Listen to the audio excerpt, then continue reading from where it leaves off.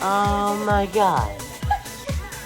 We got a freaking bird in our classroom. We got a bloody bird in our classroom. It's not bloody.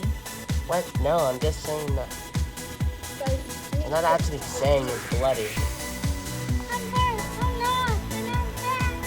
Norma, just stop with that. Just stop.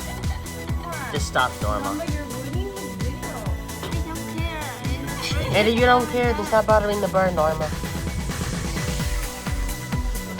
Alright, guys.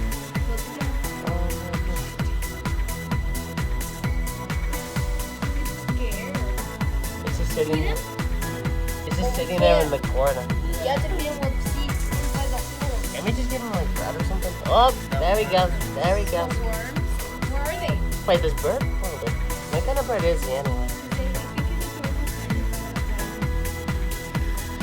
Norma, stop. Norma, stop bothering the bird.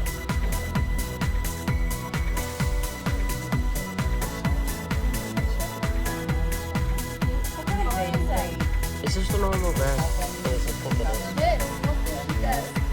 think it is. Not really. Baby birds have no feathers. That one's just like a toddler, I guess. There's a bird in our classroom. It's so hard to keep Move. Excuse me. Is this school? Yeah, it's our new mascot. We're no longer rabs. Yeah, we got his new mascot, and that's a little baby bird.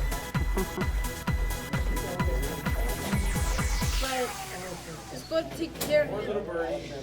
Okay, guys. Go sit down. Let's use this to do a lesson in science talk. Yeah, can we study about this little bird?